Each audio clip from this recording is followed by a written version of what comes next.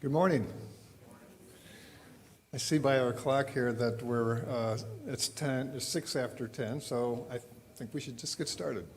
My name is Jim Bottenhorn. I'm a master's level psychologist. I have worked in Pine Rest, Forest View, Waukesha Memorial Hospital.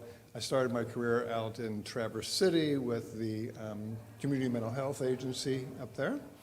And I currently have a solo practice. I'm semi-retired, so I see clients a couple times a week, 2 days a week, sometimes 3.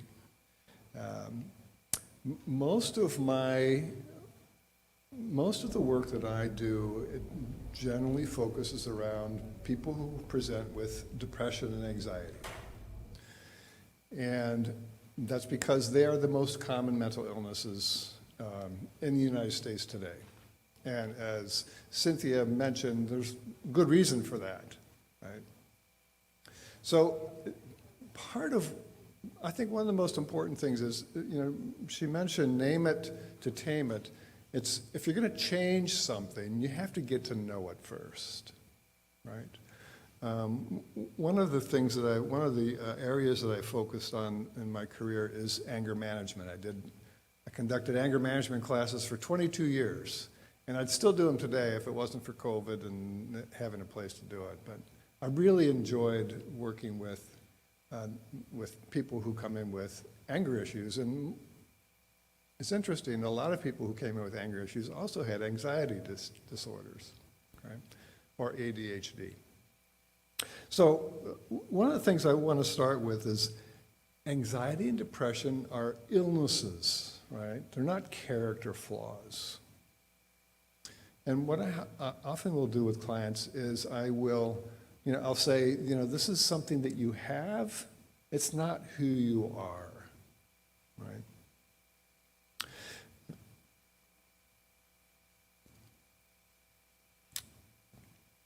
They're not signs of weakness. It's not because you don't pray hard enough. It's not because your faith isn't strong enough. It's not something that can be wished away. Okay?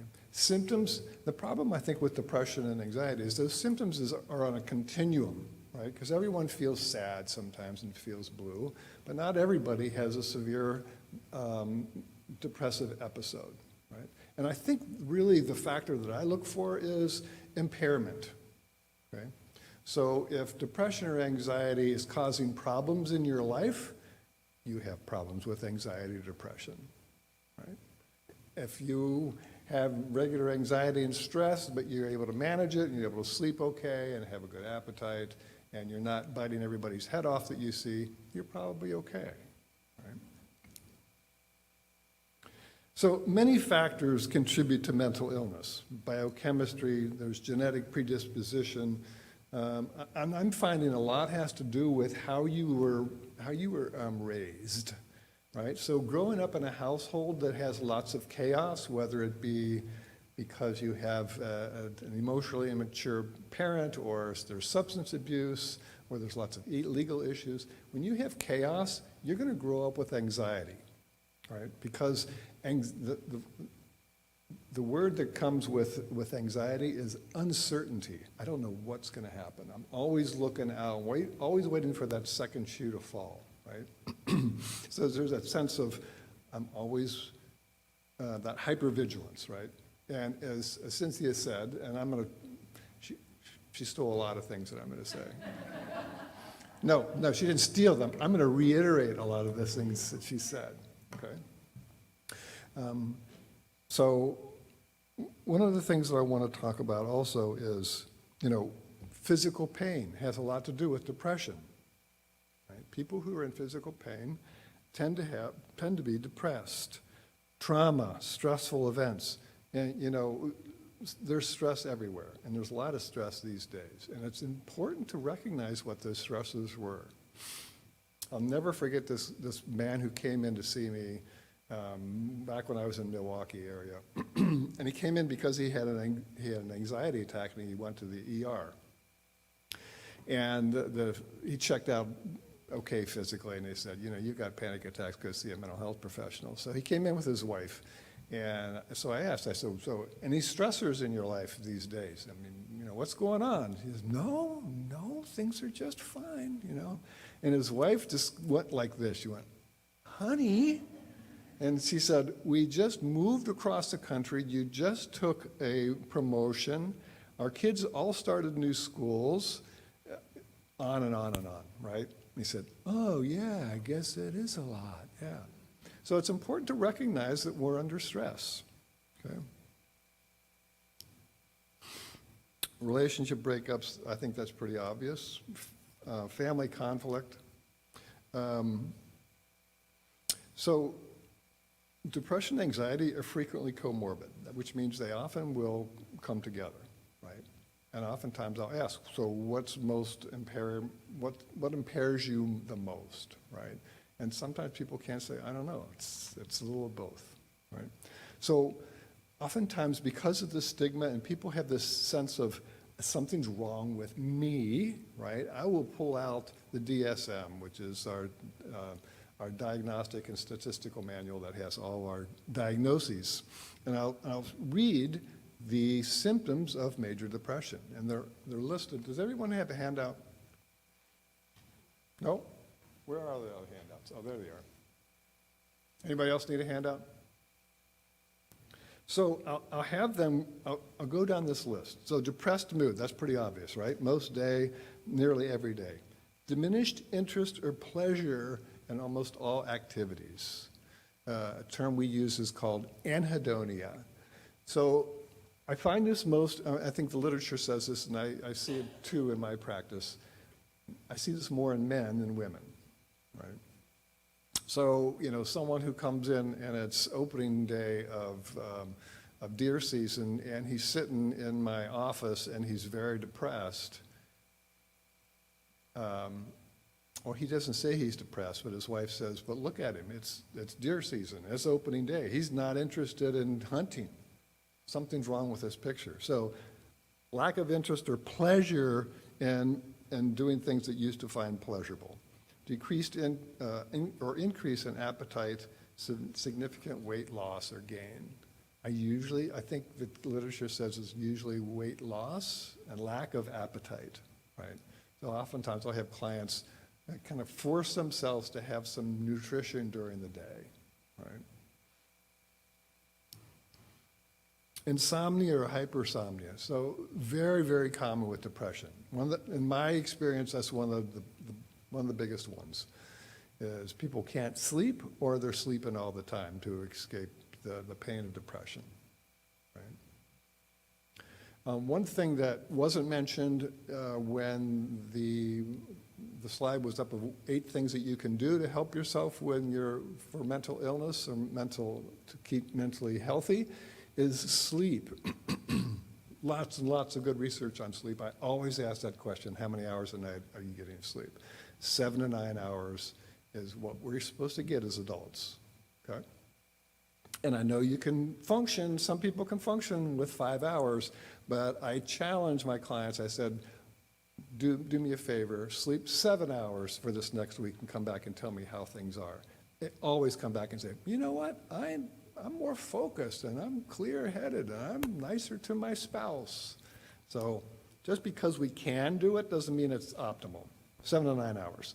Psychomotor retardation or agitation, just that slow moving. It's just like I can barely brush my teeth in the morning. Fatigue, loss of energy, feelings of worthlessness or excessive guilt, see that a lot. Impaired concentration, indecisiveness or forgetfulness. That concentration piece is very common as well. And the last is recurrent thoughts of death or suicide. That's I expect people to have suicidal thoughts when they're very depressed, right? And I had a psychiatrist that I worked with, and he always would say it like this. He said, so you're depressed, so tell me about your suicidal thoughts, right? He didn't ask, do you have suicidal thoughts? He said, tell me about your suicidal thoughts. And oftentimes I'll have people, probably 8 times out of 10, people say, I have these passive death wishes, right? which typically is something you don't have to act, or I don't have to act on, but I always ask the question. Anytime during my talk, and I know we don't have a whole lot of time, but I ask you, you can feel free to ask a question, and if it's too lengthy, my answer is too lengthy, I'll just say, see me afterwards, okay? Because I don't want to take everybody's time up and make sure we get through the material here. So there's the bullets underneath that are some of the things, some of the symptoms that I see that aren't in the DSM that are very common for depression. Feeling like a failure and a disappointment to others, or feeling like they're a burden to others. A very common sentiment when I talk to people who are suicidal. They just feel like they're a burden to people. Excessive irritability, very common with depression. Social withdrawal, and I think this is kind of a key factor. When I'm ready to discharge a patient, things are better and they're able to function real well, I always ask two questions. What worked, and what are the warning signs that you're relapsing? And the two most common things about relapsing, or what are the warning signs, are sleep disorder and social isolation. Because when you're depressed, it's a lot of energy to be around people. And remember that anhedonia, you don't have much interest or pleasure in things. You're just kind of a drag, and you don't want to bring everybody down, right? So you isolate, and that's the worst thing you can do, right? We all want to do that because we're shamed, and nobody wants to be around us, etc. So that's social isolation. Using more drugs or alcohol to cope with your feelings of depression. I skipped anger. Anger's very common. Self-harm behaviors such as cutting, or just not taking care of yourself. Right? Not bathing the way you normally should, right? Or not getting the exercise that you usually do. Physical complaints, very common with anxiety, is that gut response, right? Whenever I talk to people who've had trauma and anxiety, I ask them where they feel that in their body, and it's always their gut. It's either their chest or their gut. It's in here, and that's where the vagal nerve, she talked about neuroscience, and Rick Hansen has a couple of really good books out. But he talks about that vagal nerve really connects us, and that's why breathing is such a helpful, soothing exercise. Okay? So, in a nutshell, that's depression. One of the things I've talked with people who have lost loved ones of suicide, and I try to explain to them a little bit, because their main question is why? Why did they do this? And I think it's really helpful to understand what the depressive mind looks like. And the depressive mind, William Styron said, depression is like the gray drizzle of horror that inflicts my mind. And I've had a client say once, he said, it's just like this gray veil that comes down over my face, and everything is dark.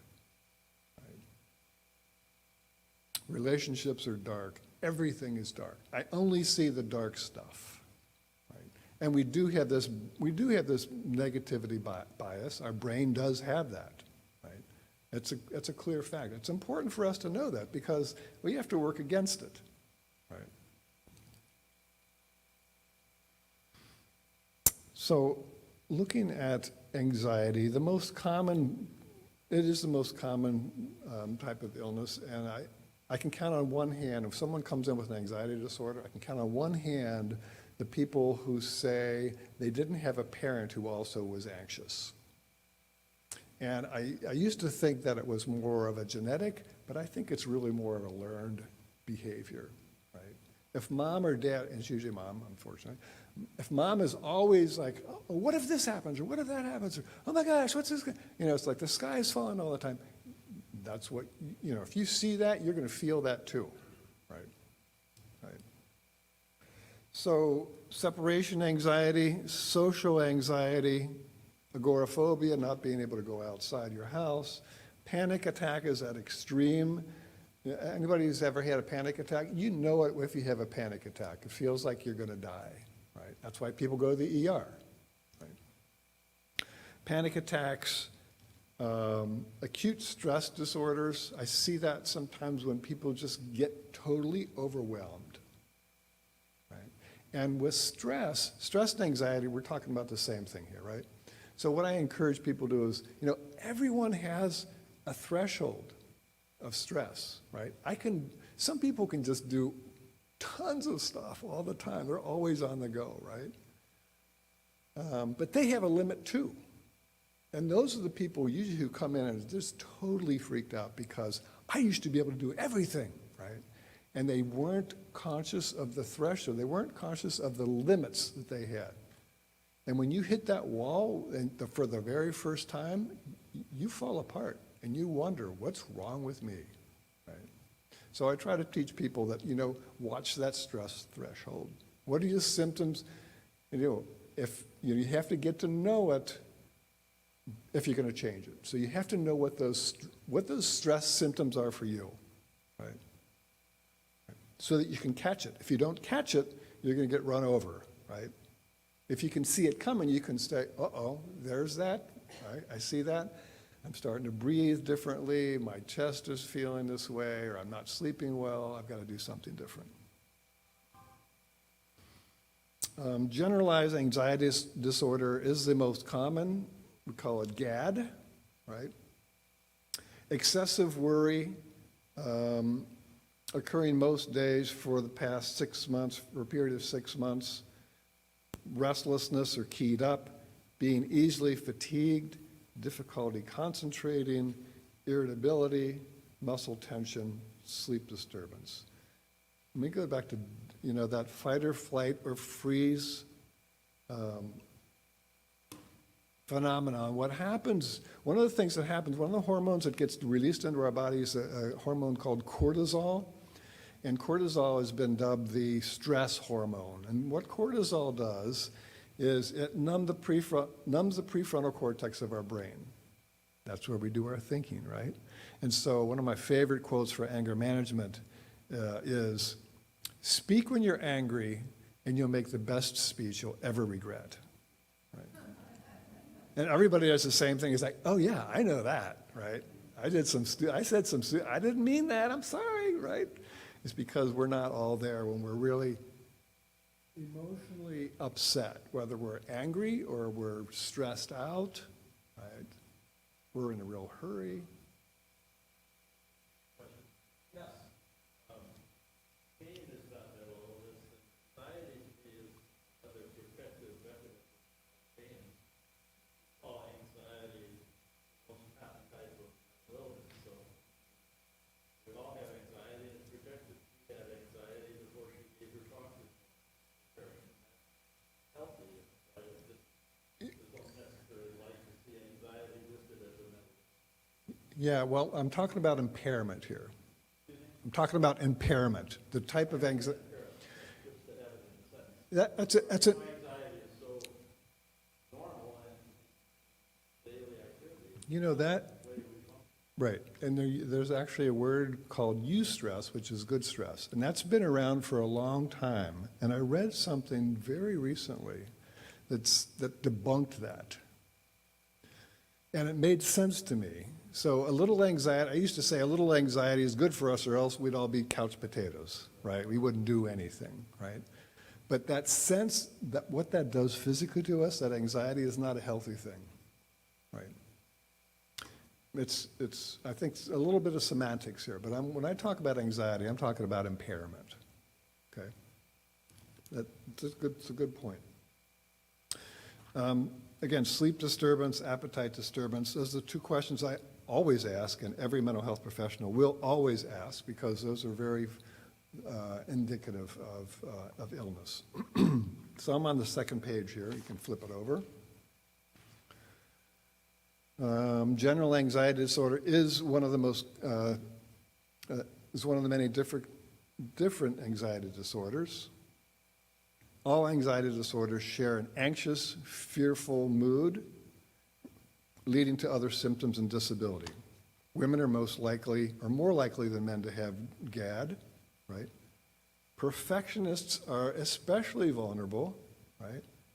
Because if I have to be perfect, I'm always going to be failing, right? Because nobody's perfect, right? And so I'm always going to have this pressure on me. And I see this a lot with high-performing individuals who have this sense of, I've got to be perfect, and they're very hard-working individuals, and they do succeed in everyone's terms of, they go to the top of their class, et cetera, they're executives, et cetera. But they also have lots of anxiety, right? So it can force us to be hardworking, successful people, but it also comes at a cost. Severe anxiety is often a part of depression. I read years ago that there's a 2/3 overlap between anxiety and depression. Anxiety is often expressed through physical symptoms, especially in the GI system, right? In the gut, in the heart. Overwhelming anxiety can lead to feelings of hopelessness and suicidal thinking. So anxiety and depression, again, the most common, and being able to put that on a spectrum of, when is this pathological, when is it not pathological, right? When is it having a bad day and feeling blue, and when is it a severe depressive episode, and a lot of that has to do with impairment, right?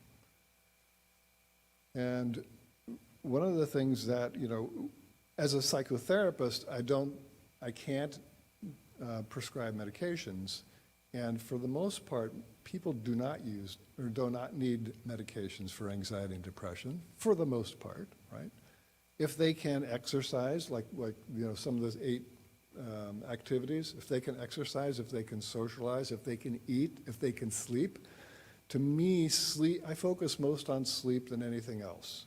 Because sleep is so important to us, physically and mentally. If you can't sleep, do whatever you need to do to get some sleep, right? I don't like to take medications. I know, neither do I, but you need to sleep. Okay, so talk to your doctor if you need to. What do we do? One of the things about depression is if you have a good friend or a loved one who's depressed and you live with that person, guess what? That's going to be depressing to you too, right?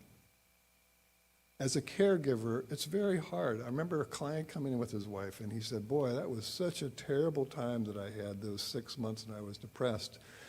And I looked over at his spouse, and she said, that was terrible for me too. And he totally didn't get it. So he was totally surprised, because when we're depressed, it's all about us, right? It's like, I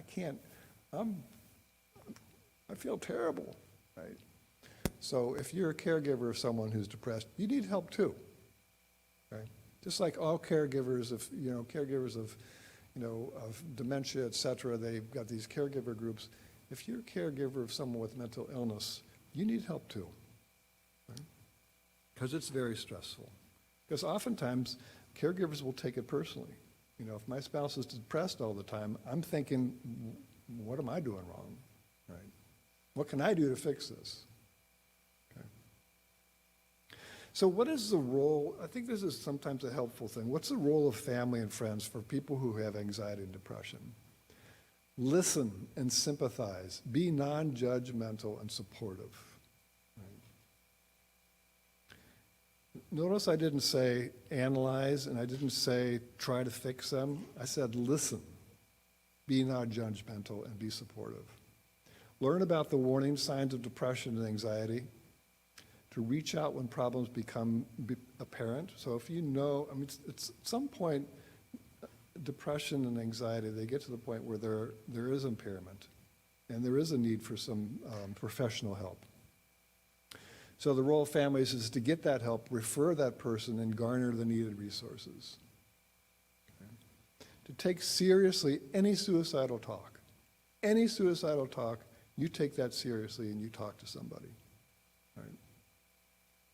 To remove means of self-harm. So if someone's depressed, I always ask, do you have access to firearms? If they do, I say, can you have someone hold those for you?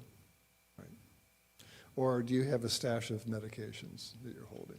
Or one of my clients says, you know, when I get to a certain point, I ask my husband to hold my medications for me. Okay?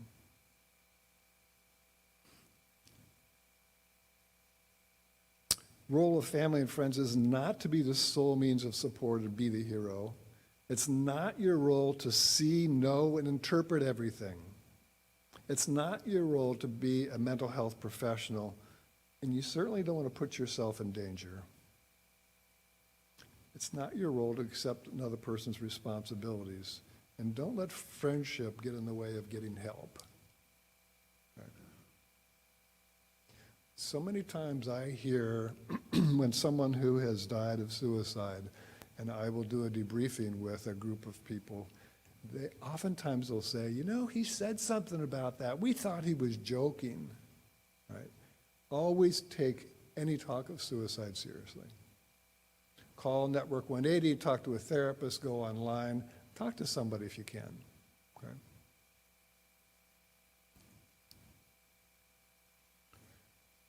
What are the barriers to treatment? It's estimated only 25 to 50% of persons depressed with depression get treatment. That means there's a lot of people who are walking around depressed and not getting any help. Okay? Oftentimes symptoms go unrecognized, and that's why it's helpful to know what these symptoms are. Right? I remember years ago, I have a good friend who's also a mental health professional. We were talking, and I was just saying what was going on in my life, and he said, man, you're depressed. I thought, yeah, gosh, I am. So anyway, it's important to know what these symptoms are and be mindful of them. Right? Symptoms go unrecognized: fear of what treatment might involve, belief that nothing can help, or past treatment failures. Okay? I know lots of people who go see a therapist when they're depressed, and somehow there's not a good fit, right? And so they will walk away with that and say, therapy doesn't help me. That didn't work. And so if it didn't work with that person, try somebody else, right?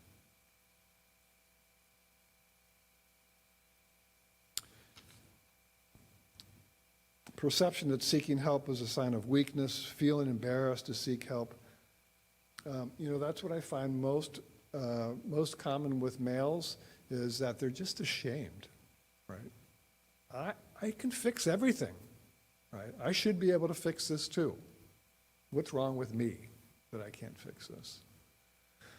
And a lot of my male clients, their wives will call me and set up an appointment, right? However they get there is helpful. So inadequate or inaccessible treatment. I know it's hard this day. Most therapists are really booked, right? Depression and anxiety and other mental disorders can be treated effectively. You know, most people will think nothing's going to help me. Right? I've tried this, I've tried that, etc. What helps? Cognitive behavioral therapy, monitoring and changing your thoughts, relaxation techniques, sleep. The four things I have here in bold down there are sleep, good nutrition, exercise, and social supports. Those are the four that I tend to concentrate on most, right? And if I tell them, you know, let's try this, get some sleep, get some exercise, you know, reach out to a good friend and ask them to do some social activities with you. If none of that works, then I usually will say, you know, we should try some medication. Right?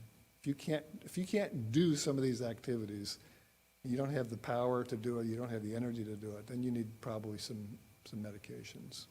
Okay? And sometimes more than that. Sometimes you'll need a partial hospital program or to be admitted.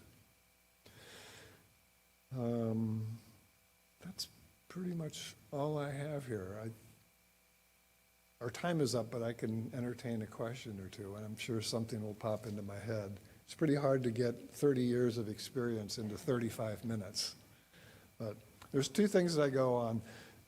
You have to do different to make a difference. Right? You can't just hope for it. You have to do things. There's lots of good, as Cynthia mentioned, exercise and outdoors. The Japanese have a term, I used to know it, but it's basically, they call it forest bathing. We actually go walking out into a forest. And I make sure I walk every day, and sometimes, at least 3 times a week, we'll go to a favorite park that we can see nature and see things coming alive, and et cetera. So I hope this has been helpful. You know, this is just my experience, and there's other therapists who are going to have different experiences, so I hope I didn't offend anyone or lead you astray, et cetera. So our time is up. Let me take your question after we finish here, okay? All right. Good. Thank you very much.